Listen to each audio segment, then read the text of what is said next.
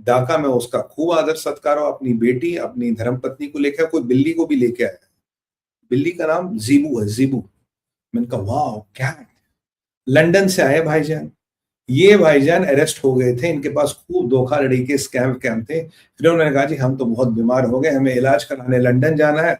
गए लंदन, ऐसा गए कि 17 साल तक लंदन में ही अटक गए। जीबू का प्यार इतना ज्यादा था कि बांग्लादेश नहीं आने दिया।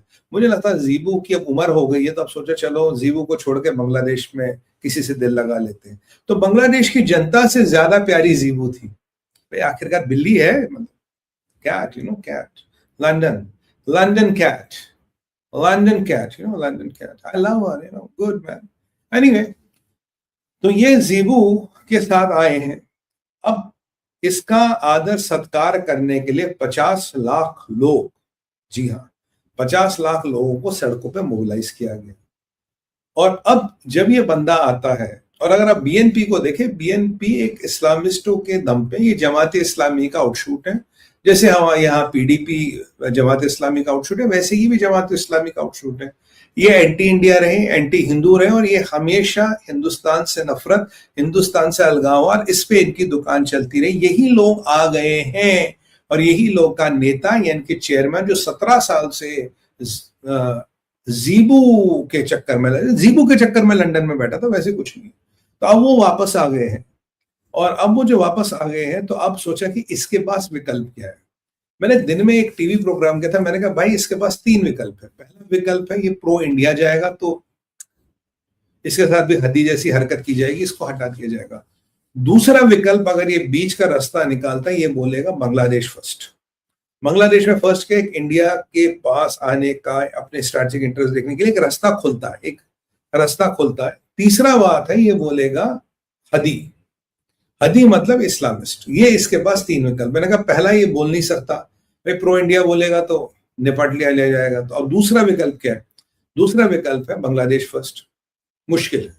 तीसरा विकल्प के इस्लामिस्टों के साथ ताल से ताल मिलाना और तबले पे उनके नाचना। अब तारिक मियां कहते हैं और आज बोलते हैं कि मार्टिन लूथर किंग, यार मतलब पढ़ा लिखा लगता है, मार्टिन लूथर किंग की बातें करता है। मैंने कहा मियां, एम फॉर मद्रासा, M for Martin Luther King, सीधा मद्रासे से मार्टिन लूथर किंग। अरे भैया, ये जो तुम्हारे जो बैठे हैं सामने, इनको घंटा पता मार्टिन लूथर किंग कौन था?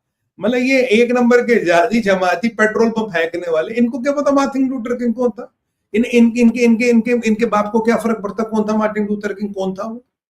अब ये अपनी इमेज बना रहा है, अपनी इमेज बना बड़े लीडर की, बांग्लादेश का लिबरेटर, मैं बांग्लादेश को लिबरेट करूंगा। और क्या कहता है? हदी ने कुर्बानी दी।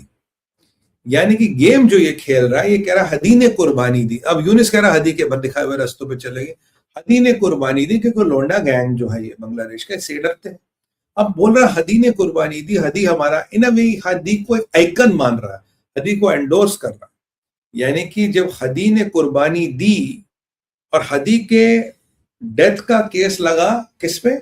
यूनिस पे और आईएसआई पे, जो उसका भाई इशारा कर रहा है। हदी ने कुर्बानी दी, यानी कि हदी ने कुर्बानी दी, मरा नहीं, मारा गया, सब जानते हैं। तो यूनिस और आईएसआई पे निशाना लगा रहा है, और इंटरनेशनली इमेज बता रहा है, Lord king, I am the Martin Luther king of Bangladesh, here I have arrived in my जीबू। जीबू बिल्ली है भाई, कंफ्यूज मत होना।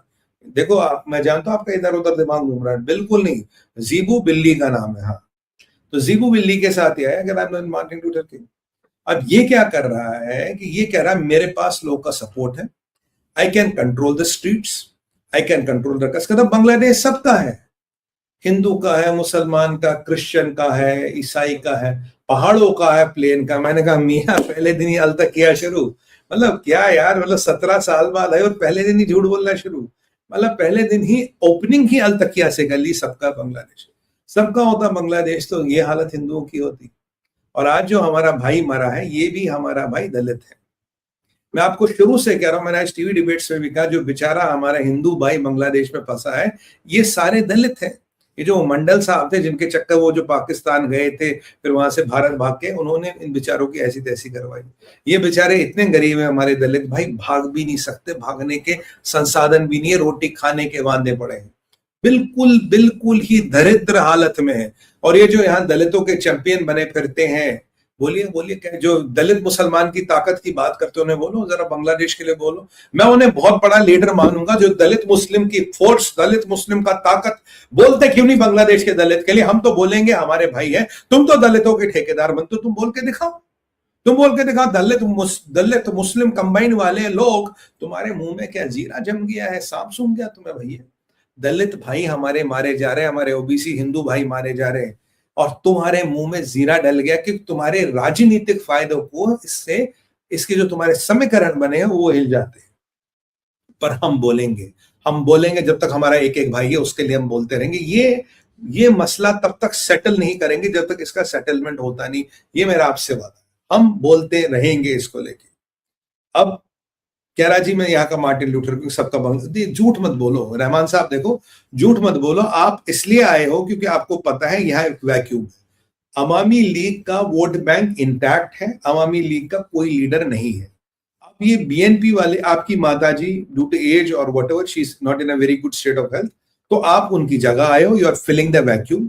आप वैक्यूम फिल कर रहे हो। आपको पता है कि अब बांग्लादेश की आवाम के पास दो परिस्थिति। अगर आप मुझे पूछोगे सुमित भाई हो क्या रहा है, मैं आपको बताऊंगा। अफगानिस्तान ले चलता हूं आपको। अरे बोलोगे आपने तो अभी बोला बांग्लादेश तो 6 से 9 महीने में अफगानिस्तान बनेगा। अरे भाई वो वाला अफगानिस्तान नहीं, ये तो फ्यूचर है बांग्लादेश का। मैं करंट अफगानिस्तान में आपको कुछ साल पीछे ले जाऊंगा।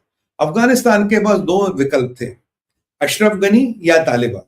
तो परिस्थितियां ऐसी बनी, लोगों ने ऐसा कुछ, प्रभु का ऐसे कुछ माया हुई और लोगों को कुछ ऐसी मर्जी हुई, अशरफ गनी रहे। अशरफ गनी साहब के अंडर अफगानिस्तान ने थोड़ी तरक्की की, थोड़ा अफगानिस्तान कहीं कहीं दिखने लगा था। वहां की बच्चियां, वहां की महिलाओं की जिंदगी कुछ दिनों के लिए थोड़ी ठीक हो गई थी। फिर तालिबान फिर वापस आए, कटसी अमेरिका। अब यहाँ का अशरफ गनी है तारिक रहमान, और तालिबान है हिफाजत इस्लाम, हिजबुल तहरीर, हरकतुल अंसार और जमाती। यह एक और एंगल है। जमातियों को लगा कि अगर हम इन चारों से भिड़ेंगे जमाती इलेक्शन नहीं जीत सकते। जमातियों को लगा कि पॉलिटिकल मुखौटा सामने रखना चाहिए, जो बोले सब हमारे हैं, सब हमारे हैं, फिर तक क्या करे, फिर लोगों को बेवकूफ बनाए। हिंदुओं को ही तो बेवकूफ बनाना है, बेचारा गरीब दलित हिंदू जो वहां हमारा फंसा है, जो हमारा ओबीसी हिंदू वहां फंसा, उसे बेवकूफ बनाना है ना अल्टीमेटली। दुनिया को दिखाना है larger the life picture. Wow, we are seculars, we are the flag bearers of the liberty. हम लिबर्टी वाले लोग हैं, हम बड़ी बातें करते हैं, हम बहुत बड़े लोग हैं। कहानी वही है, बिना दाढ़ी मूछ वाला मुल्ला है ये रहमान भी। आज मैंने इसको देख लिया, मैं इसका लेक्चर सुन रहा था, इसकी बॉडी लैंग्वेज को समझ रहा था। इसको जमातियों का प्रेशर आया। जमाती कह रहे यार इतने साल से हमने ऐसी तैसी करा है, पता लगा Hizbul Tahrir Inquilab Manch, I am trying to just imitate, don't take it otherwise. ये इनकुलाब मंच, और ये आके क्या सत्ता पे बैठेंगे, हम क्या घास काटेंगे इतने साल से। बोला भैया आजा, क्योंकि अभी जो अवामी लीग का वोटर भी है उसके लिए ऑप्शन है, भैया इस बीएनपी वाले हामिद करजाई यानी कि तारिक रहमान को वोट दोगे, या नहीं तो वो सारे जहादियों में किसी को, choose any one of them, क्या उनको वोट दोगे? और यहाँ वही होगा जो फिर अफगानिस्तान में हो। अफगानिस्तान में क्या हुआ, जब हामिद करजाई की सरकार आई सारे जहादी एक साथ हो गए। अब तालिबान क्या, तालिबान पहले तालिबान था, अब Taliban is a consortium of जहाद जिसमें 31 से 51 जहादी गुटों का समावेश है। ये वो तालिबान पुराने वाला नहीं, इससे डिफरेंट तालिबान। ठीक उसी तरह से अगर जियाउल रहमान यहां जीतता है तो ये सारे जहादी एक साथ हो जाए, बिल्कुल अफगानिस्तान बन रहा। और मैं आपको कह रहा हूं 6 से 9 महीने। तो जियाउल रहमान का आज जो मैं तौर तरीके देख रहा था, किसी मुझे मित्र ने कहा था, वैसे 4 फुट का जो शाकाल है ना, मेरा 4 फुट का शाकाल, उससे बोला यार तुझे पता नहीं लगा ये है? मतलब अच्छा बांग्लादेश से अटैक भी हो सकता है, अच्छा पाकिस्तान से अटैक भी हो सकता है। ब्रेकिंग न्यूज है शाकाल, तूने इसमें कुछ बोला नहीं। ये जो हमारे 4 फुट के शाकाल जैसे लोग हैं ना पत्रकारिता में, तो इन्होंने हमारी पत्रकारिता की ऐसी तैसी कर रखी है। आपको बताऊं क्यों, मैं इसको समझ